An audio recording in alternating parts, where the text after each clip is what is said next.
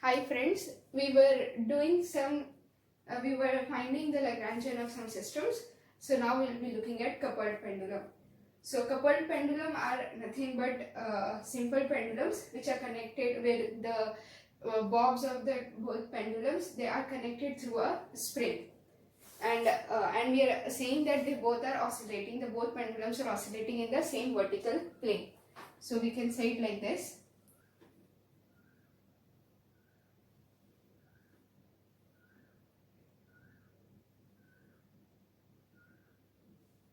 There are two pendulums which are connected together by a spring. So let's say during oscillation, this one is here, this one is here,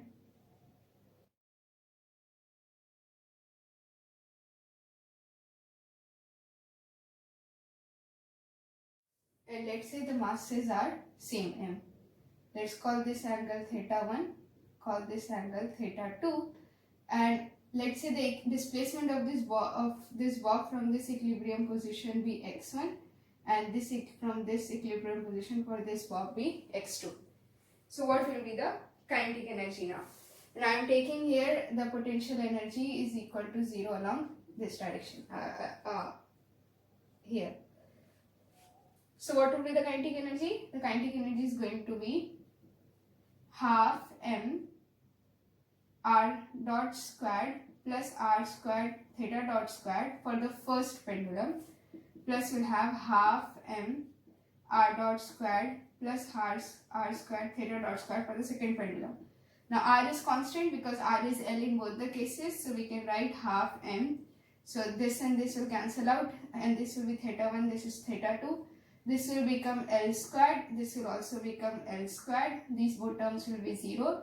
So we'll have half m L squared theta 1 dot squared plus theta 2 dot squared. What about the potential energy? Potential energy is going to be mg, this height, right? This much for the first bob. That will be L cos theta 1 minus mgl cos theta 1. For the second one, minus mgl cos theta 2 plus the spring term, which will be half k, the compression or elongation, right? So that will be x2 minus x1 the whole square. So we can write this as minus mgl cos theta 1 plus cos theta 2 plus half k x2 minus x1 the whole square. Then you can write the Lagrangian as P minus V, and then you can write the equation of motion also. So now here you can see that here this is in theta 1, theta 2, this is theta 1, theta 2, this is in terms of x1, x2. What we can do is we can replace this x1 and x2 in terms of theta 1 and theta 2. x1 will be L sine theta 1, x2 will be L sine theta 2. Just substitute that, and we can get the potential also in the entire theta terms, that this also in entire theta terms. So we'll have the equation of motion only in terms, only this one for theta 1, the other equation of motion for theta 2. Okay.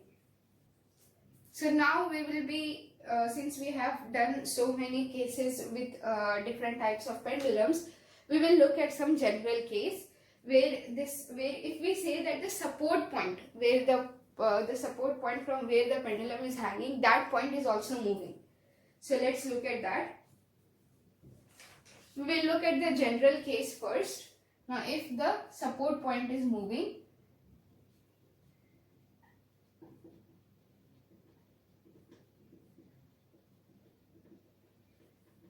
first let's look at the general case. The general case is, call this a simple pendulum, mass m, length L. This is moving some x of t I hat direction plus y of t j hat direction. So now we will try to find the Lagrangian of this system. Now if we take this as the x-axis and this as the y-axis, so you'll have x is equal to let's call this angle theta. We'll have x is equal to L sine theta plus this term x of t, and we'll have y is equal to this much L cos theta plus y of t. X dot, that is first order derivative, will be L theta dot cos theta plus x dot of t, and y dot will be minus L theta dot sine theta plus y dot of t. There are some functions of time. So I'll just ignore this t for now. We already know that it is some function of time. So what will be the velocity squared? That will be x dot squared plus we'll have y dot squared. So squaring both and adding, we will have L squared theta dot squared cos squared theta plus x dot squared plus 2L theta dot x dot cos theta minus plus L squared theta dot squared sine squared theta plus y dot squared minus 2L theta dot sine theta y dot. This and this term will be L squared theta dot squared sine squared theta plus cos squared theta is 1, x dot squared plus y dot squared as it is, and we can take this 2L theta dot out and we will have x dot cos theta minus y dot sine theta. What about potential energy? So this is the kinetic energy, that will be half mv squared, this term. And what about the potential energy? Potential energy is going to be minus mg y. Y is this term. It will be minus mg L cos theta plus capital Y. That's it. Then we can, the generalized coordinate here is only theta. Then we can write the equation of motion as d by dt of del L upon del theta dot minus del L upon del theta is equal to 0. It is simple, right? It only looks complicated, it only looks scary when they say that the support point is also moving, but it is quite easy. You just have to substitute the x directions and the y directions in x and y. Now if the problem says that we have only uniform horizontal motion where the support point is moving along the x-axis with velocity v0. So we know that velocity x dot is v0 and therefore y dot is going to be 0. That means what? Y will be a constant. That's it. Substitute for x dot as v0, for y as y dot as 0 and for y as constant, and we'll substitute those values in the kinetic energy and potential energy, get the Lagrangian. So the potential energy here, it will be minus mg L cos theta plus some constant, right? Now if we had only uniform vertical motion of the support point, that is x dot is 0 but y dot is some velocity v0, then here we can take some x is equal to constant. Now when this x is constant, x dot here, this term will be 0. For the y dot term you will use v0, and then we will get the same, just substitute in this xy and get the kinetic energy and the potential energy. What about what will be the potential energy? Potential energy is going to be minus mgy. Y will be this term, that is L cos theta plus what will be y of t. When y dot is v0, then integrate this, will get y of t will be some v0 t. So minus, this will be the potential energy, minus mgl cos theta plus v0. Now if we had horizontal periodic motion of the point support, then what? Horizontal periodic motion of the point support such that it is moving with x is equal to some x naught cos omega t.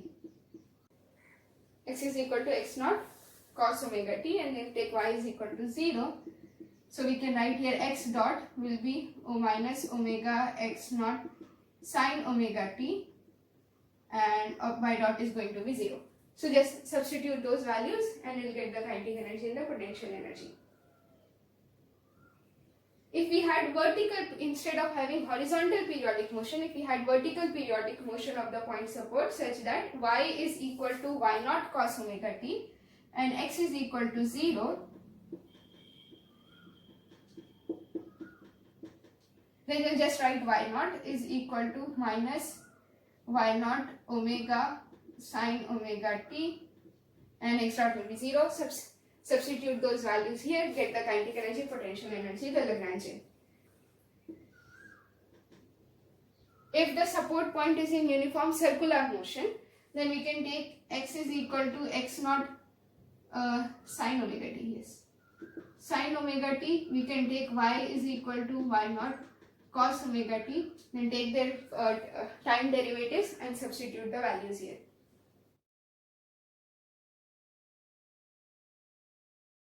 Now, if the support is of certain mass capital M and that capital M is also sliding, then what will we do?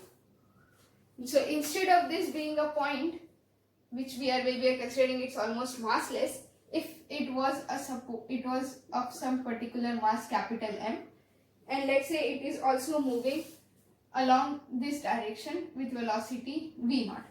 This mass is also moving with velocity x naught dot, or call it v naught.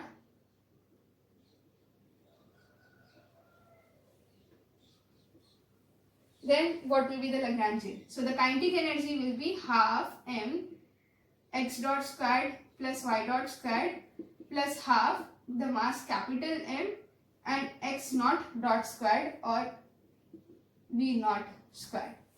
X will be L sine theta plus x naught, y will be L cos theta, so x dot will be L theta dot cos theta plus x naught dot, and y dot will be L minus L theta dot sine theta. So you will take this squared and this squared and add it, so you will have x naught squared plus y naught squared will be equal to L squared theta dot squared sine square theta plus cos square theta will be 1, x naught dot squared plus 2 L theta dot x naught dot cos theta. This will be the value here. So I hope it's easier now, that even if they say that the support point is moving in whatever directions, you just have to substitute those values in this x and y. If we are taking the support point to be massless, then it is quite easy. And if they say that it is having certain mass also, that problem also we just solve. So I hope it's clear, and with this we will not do any more problems related to simple pendulum, but we still have some problems left related to Lagrangian, to finding some systems left to find the Lagrangian of those systems, and we will do that in the next part. Take care, peace be upon you.